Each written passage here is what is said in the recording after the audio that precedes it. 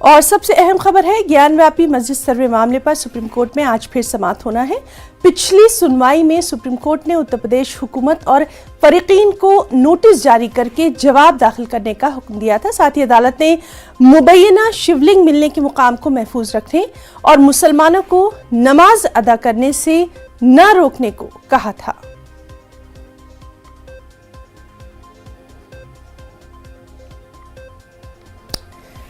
तो नाज़रीन, आपको बता दें कि ज्ञान व्यापी मस्जिद सर्वे मामले पर सुप्रीम कोर्ट में आज फिर से समाअत होना है। पिछली समाअत में सुप्रीम कोर्ट ने यूपी हुकूमत और फरीकीन को नोटिस जारी करके जवाब दाखिल करने का हुक्म दिया था। साथ ही अदालत ने मुबैना शिवलिंग मिलने के मुकाम को महफूज रखने, साथ ही मुसलमानों को नमाज अदा करने से न रोकने के लिए कहा था।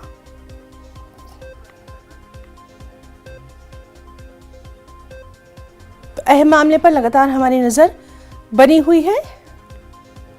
वहीं ज्ञानव्यापी मस्जिद और उसके अहाते में हुए सर्वे की रिपोर्ट एडवोकेट कमिश्नर आज पेश करेंगे। 14, 15 और 16 मई को टीम की जानिब से सर्वे किया गया था। मकामी अदालत के हुक्म के मुताबिक सर्वे रिपोर्ट 17 मई को पेश की जानी थी, लेकिन रिपोर्ट नामुकम्मल होने के सबब टीम की जानिब से अदालत से मोहलत की दरख्वास्त की गई थी। ज्ञानव्यापी मामले पर कल समाअत नहीं हो पाई थी। वकीलों की हड़ताल की वजह से यह फैसला लिया गया था।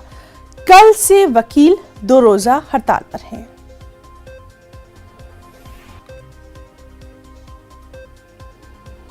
और वहीं अखिलेश यादव ने ज्ञानव्यापी सर्वे की रिपोर्ट लीक होने पर सवाल उठा दिया है। अखिलेश ने कहा है कि आखिरकार वो रिपोर्ट बाहर कैसे आई। साथ ही उन्होंने कहा कि मुस्लिम फरीक वजूखाने का फव्वारा बता रहा है, दूसरा फरीक शिवलिंग कह रहा है। बीजेपी ऐसे मामले उठाकर अहम मुद्दों से लोगों का ध्यान भटकाना चाहती है। हिटलर के जमाने में केवल एक प्रोपेगेंडा मिनिस्टर थे, लेकिन यहाँ सरकार पूरी प्रोपेगेंडा चल रही है। कुछ भी कहानी बन सकती है। जब कोर्ट ने ये कहा कि जो सर्वे होगा उस सर्वे की रिपोर्ट बाहर नहीं आएगी, आखिरकार ये रिपोर्ट किसने बाहर की? अब दोनों पक्ष में एक कह रहे हैं कि ये फुब्बारा है, एक कह रहा है कि शिवलिंग है। ये कहीं न कहीं समाज को बांटने का प्रयास और जानबूझ करके भारतीय जनता पार्टी कर रही है, क्योंकि बुनियादी मुद्दों पर बहस न हो, महंगाई पर बहस न हो, बेरोजगारी पर बहस न हो।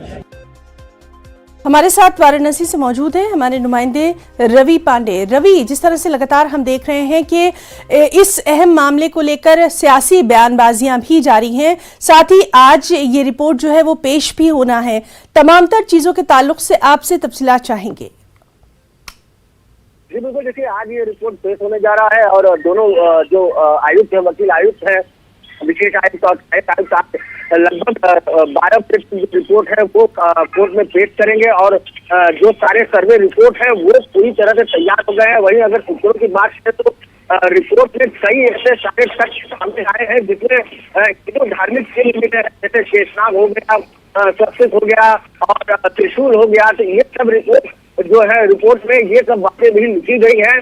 तो लगभग 12 बजे आप दोनों है वो अपना रिपोर्ट पेश करेंगे। ये रिपोर्ट 14 तारीख, 15 तारीख और 16 तारीख की रिपोर्ट रहेगी।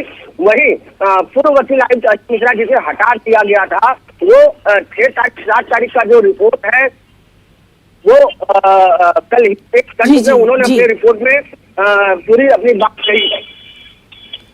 जी रवि, तो बहुत बहुत शुक्रिया अदा करना चाहेंगे। लगातार अहम मामले पर आपसे डिटेल तफसीलात लेते रहेंगे। बहुत बहुत शुक्रिया आपका।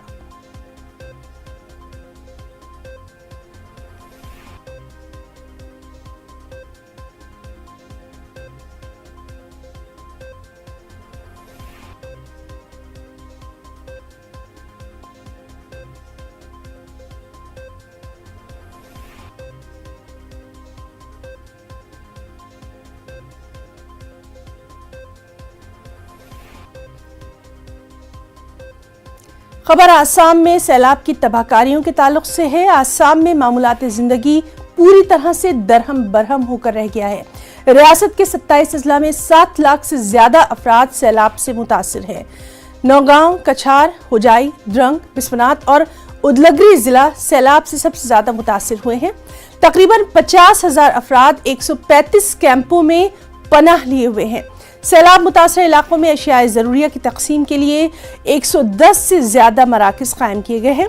एनडीआरएफ, एसडीआरएफ की टीमें मुतासरा इलाकों में राहत रसानी के लिए तैनात हैं। कई इलाकों में बिजली की सप्लाई मुनक़ते है, साथ ही साथ साफ पानी की जो सप्लाई है उस पर भी असर पड़ा है। सड़क और रेल खिदमत भी मुतासर हैं।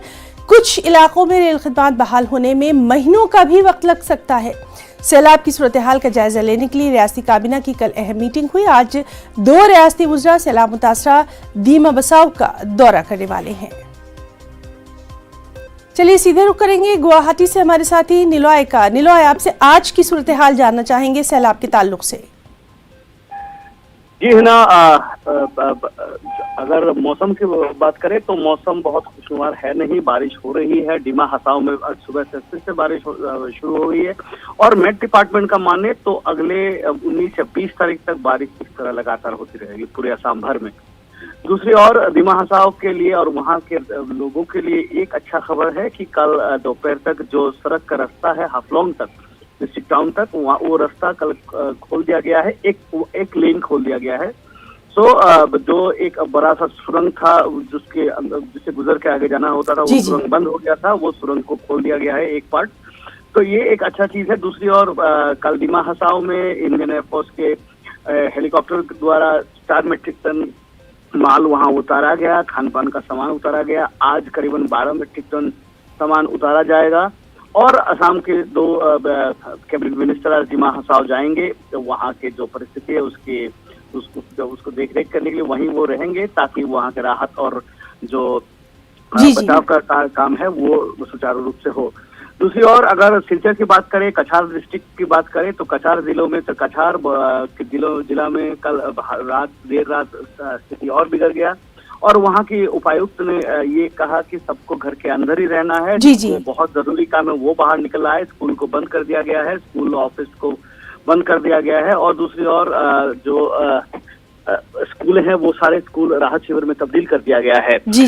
और ब्रह्मपुत्र के नदी पानी का स्तर की बात करें तो ऊपरी असम में धीरे धीरे पानी का स्तर ब्रह्मपुत्र में बढ़ते जा रहा है। काजीरंगा में लगभग इसी तरह का से अगर ब्रह्मपुत्र का पानी का स्तर बढ़ता रहा तो कल परसों तक काजीरंगा नेशनल पार्क में पानी घुस आएगा। तो काजीरंगा में इस बार 40 हाईलैंड बनाया गया है ताकि जब बाढ़ के चपेट में जब काजीरंगा आ जाए तो वहाँ के सिंह वाले गेंडे और जितने भी पशु है वो हाईलैंड में चढ़ सकता है और उस चढ़ने तो वो अपने आप को बचा सकता है, क्योंकि अधिकतर देखा जाता है कि सारे पशु नेशनल हाईवे के नजदीक आ जाते हैं और नेशनल हाईवे क्रॉस करते वक्त गाड़ी के नीचे आ जाते हैं। उस तरीके से बहुत पशुओं का मौत होता है जी। तो ये एक है। और दूसरी ओर है कि लगातार मीटिंग हो रही है। कल चीफ मिनिस्टर देर रात तक अपने मिनिस्टर्स के साथ मीटिंग किए, यहाँ के मुख्य सचिव के साथ वो मीटिंग किए कि जो राहत वो किस तरफ पहुंचाया जाए। और जी निलॉय, ये तो काफी अहम जानकारी आपने दी है। एक और अहम मालूमात आपसे जानना चाहेंगे, वहां पर बिजली और पीने के पानी के लिए क्या कुछ अभी देखा जा रहा है, क्या कुछ इंतजामात किए गए हैं, कब तक वहां पर सब चीज जो है वो ठीक हो सकती है, इसके ताल्लुक से कोई अहम मीटिंग, कोई इत्तला? हाँ जी, बिजली देखिए सिलचर शहर में बिजली काट दिया गया है क्योंकि अधिकतर बिजली के खंभे पानी के नीचे है, तो एहतियात की तरफ से बिजली वहाँ पे काट दिया गया है। डिमा हसाओं में बिजली मुहैया किया गया है, हाफलोंग में बिजली मुहैया किया गया है, वहाँ इंटरनेट सर्विस भी कल बहाल हो गया है। और तो होजाई में बिजली काट दिया गया, जिससे होजाई पूरा होजाई अगर जिले की बात करें तो करीबन 80% होजाई जिला पानी के नीचे है। तो और दूसरी बात है पीने के पानी। हाँ जी, जितने भी मिनिस्टर्स है आज होजाई में मिनिस्टर्स जा रहे हैं वहाँ रहने के लिए, और सिलचर में जा रहे हैं, डिमा हसाओं में जा रहे हैं। सारे मिनिस्टर्स को ये कह दिया गया है कि पीने का पानी जो है उसका प्रबंध किया जाए और उसका इंतजाम किया गया है। स्टॉक्स की बात करें तो सिलचर काछार में स्टॉक्स अभी 12 दिन के लिए स्टॉक्स है बताया जा रहा है। डिमा हसाओं में स्टॉक्स है। लेकिन हाँ जी, एक बात है कि क्योंकि यहाँ पे अगर त्रिपुरा की बात करें, त्रिपुरा मिजोरम, यहाँ के लिए क्योंकि ट्रेन से या सड़क के रास्ते माल नहीं जा पा रहा है तो वहाँ अभी तक तो किल्लत नहीं हुआ है, लेकिन सिर्फ पेट्रोल और डीजल का वहाँ पे राशनिंग किया जा रहा है। एक लिमिटेड गाड़ियों में एक लिमिटेड पेट्रोल और डीजल का वहाँ पे मुहैया किया जा रहा है पर दिन के हिसाब से। और दूसरी ओर उम्मीद किया जा रहा है, चीफ मिनिस्टर के कल जो बयान था उन्होंने कहा कि डिमा हसाओं के जो हाफलोंग में जो रेल सड़क जो धंस गया है या जो क्षति पहुंचा है उसको ठीक करने में लगभग 45 से 50 दिन लग जाएगा। अब दिन रात काम हो रही है, क्योंकि बहुत जगह रेल और सड़क नहीं है, तो वहाँ पे माल, जैसे रेल सड़क ठीक करने के लिए जो माल है वो माल ले जाना बहुत मुश्किल हो रहा है। लेकिन उम्मीद यही किया जा रहा है कि 45 से 50 दिन, लगभग 2 महीना में ये सड़क, रेल का ट्रैक वो ठीक कर देगा, क्योंकि ये रेल मिजोरम, वेस्ट मणिपुर, अब जैसे जिरीबाम का जगह हुआ, और त्रिपुरा, इनका लाइफलाइन है, और ये जब ठप हो जाता है तो लगभग गुड्स ट्रेन का वहाँ पे बिल्कुल जी। तो बहरहाल वहाँ राहत और बचाव के काम जंगी पैमाने पर जारी हैं और मीटिंग का दौर भी दौरा है। लगातार इस बेहद अहम खबर पर नजर बनी हुई है। बहुत बहुत शुक्रिया नीलॉय आपका तमाम तर जानकारी के लिए। रुकना चाहेंगे एक छोटे से वक्फे के लिए, जल्द लौटेंगे।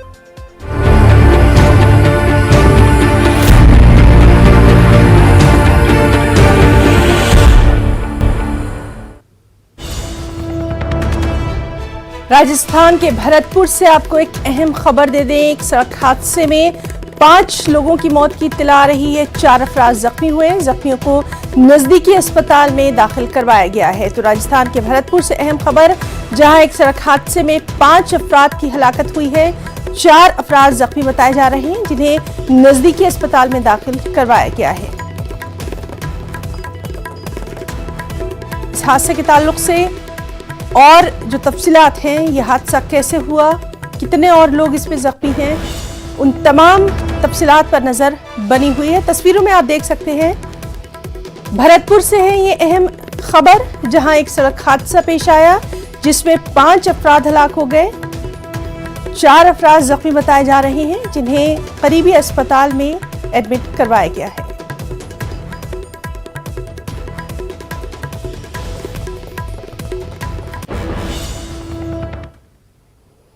मेरठ से अहम खबर, जहां सदर थाना इलाके में एक खोखे में आग लग गई। 3 सिलेंडर यहां पर रखे हुए थे, जिसमें से एक सिलेंडर फट पड़ा।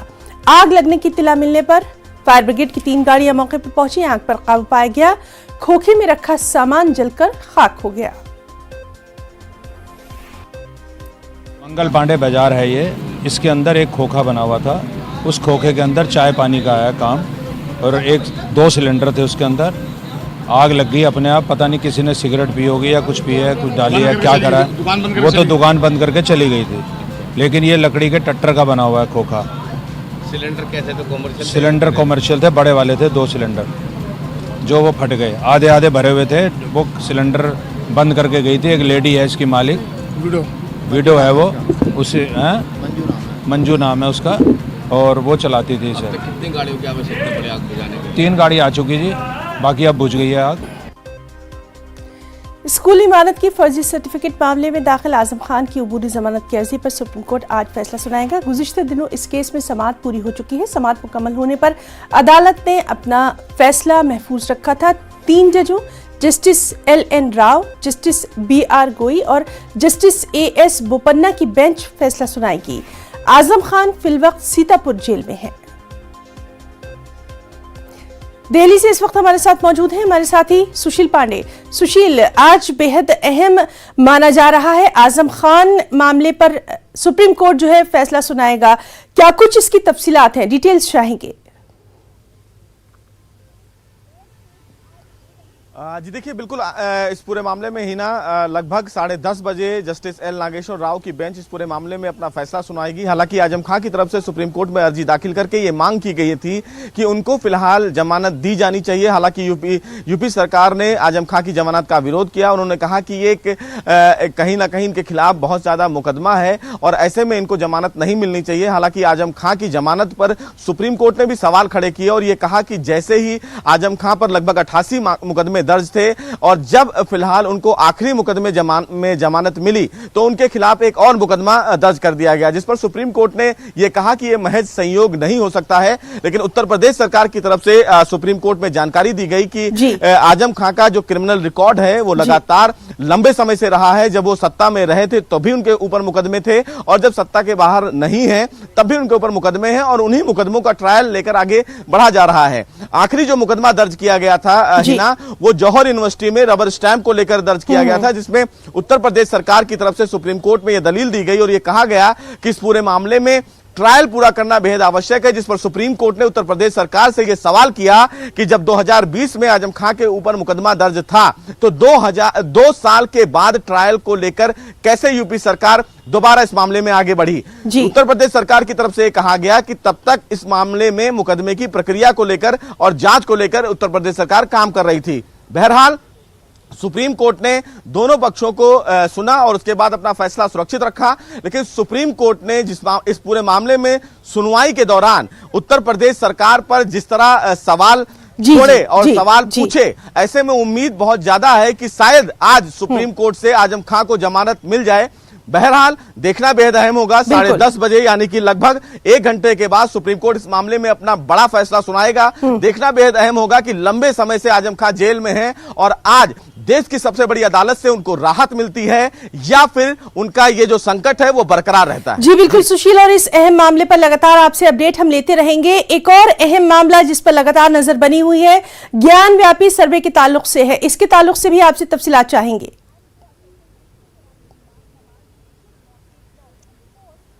जी देखिए, ज्ञान वापी के मामले पर फिलहाल सुप्रीम कोर्ट में लगभग 12 बजे के आसपास सुनवाई होने वाली है। इस पूरे मामले में पिछली सुनवाई के दौरान सुप्रीम कोर्ट ने सभी पक्षकारों को नोटिस जारी किया था।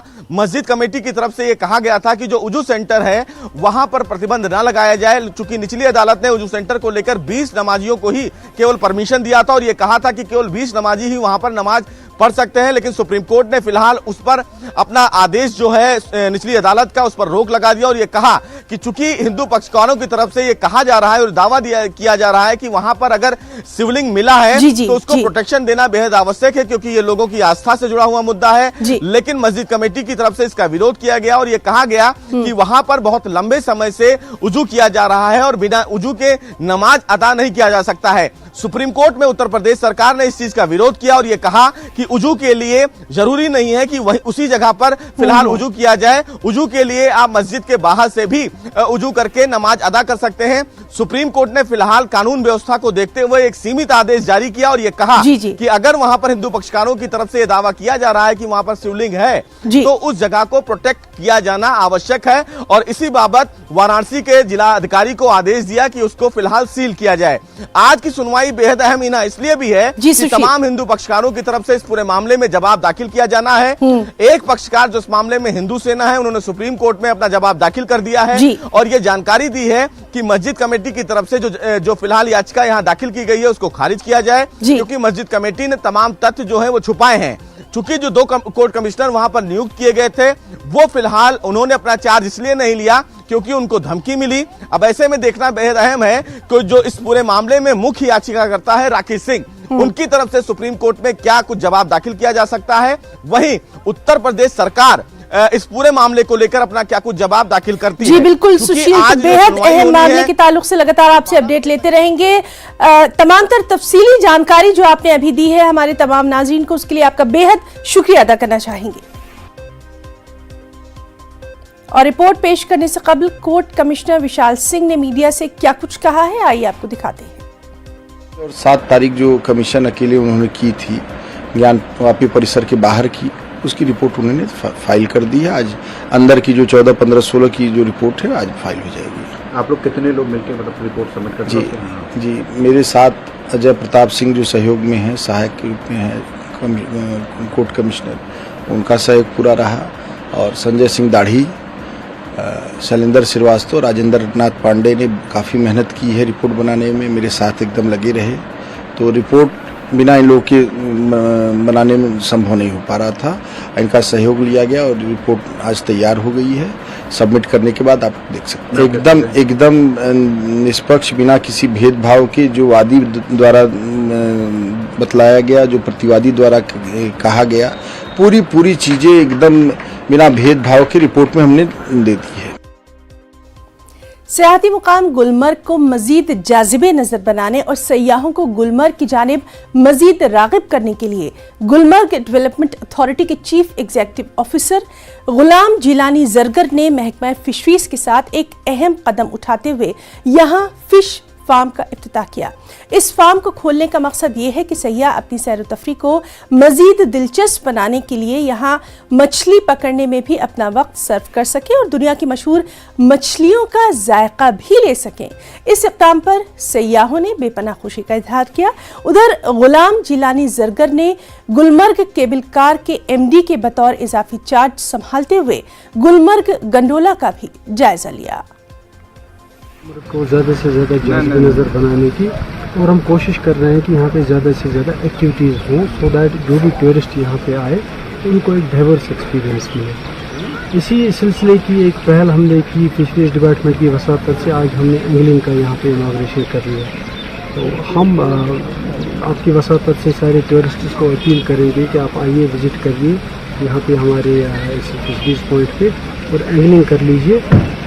यहाँ पे अवेलेबल जो फ़िश है वो रेनबो ट्राउट है, वो सारी दुनिया में मशहूर है अपने टेस्ट के लिए, अपने टेक्सचर के लिए। तो हम गुजारिश करते हैं सबसे कि आप आइए, रिक्रिएशनल फिशरीज़ यहाँ पे कर लीजिए और उसके अलावा जो है अपने टेस्ट बड्स को भी एक नया जायका दे दीजिए। यहाँ पर हमने स्टार्ट कर दी है बिकॉज ऑफ कोविड, ये सस्पेंड की गई 2-3 साल से। आज हमने ये नई फिशरी स्टार्ट कर दी है। तो इसका मतलब जो रिक्रिएशनल फिशिंग होती है ये एक सपोर्ट फिशिंग होती है। जस्ट ये इसलिए किया जाता है, फॉर लेजर किया जाता है, फॉर कंपटीशन किया जाता है, किया जाता है, ये इसीलिए किया जाता है। इसके बरकत अब जो यहाँ पर टूरिस्ट होता है उनके लिए एक्टिविटी है ताकि इस रिक्रिएशनल फिशिंग से। तो आज की ताज़ा खबर में फिलहाल इतना ही। हमारी पूरी टीम को दे इजाजत। आदाब।